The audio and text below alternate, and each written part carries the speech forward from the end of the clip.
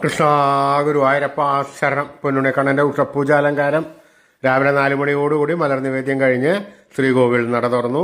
പൊന്നുണ്ണിക്കണ്ണനത് ആ ശ്രീലകത്ത് പുഞ്ചിരിച്ച് നിൽക്കണ്. പൊന്നുണ്ണിക്കണ്ണൻ്റെ തിരുമുഖം ചന്ദനം ചാർത്തിയിട്ടുണ്ട്. നെറ്റിയിലൊരു സ്വർണ്ണഗോപിക്കുറി അണിയിച്ചിട്ടുണ്ട്.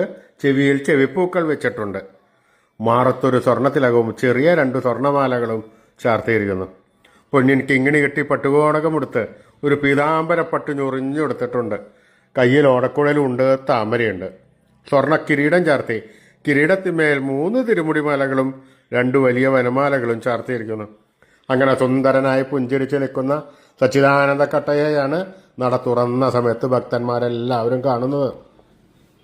ആ സുന്ദര രൂപം നമുക്കും നമ്മുടെ മനസ്സിലേക്കൊന്ന് ആവാഹിച്ച് അവിടെ പ്രതിഷ്ഠിച്ച് ആ കണ്ണനുമായി കുറച്ചു നേരം സംവദിച്ച് ആ കണ്ണനെ ഒന്ന് കൊഞ്ചിച്ച് ലാളിച്ച് ഒരു മുത്തം കൊടുത്ത് ആ കണ്ണൻ്റെ തൃക്കാൽക്കൽ വീണ് നമസ്കരിക്കാം, പ്രാർത്ഥിക്കാം.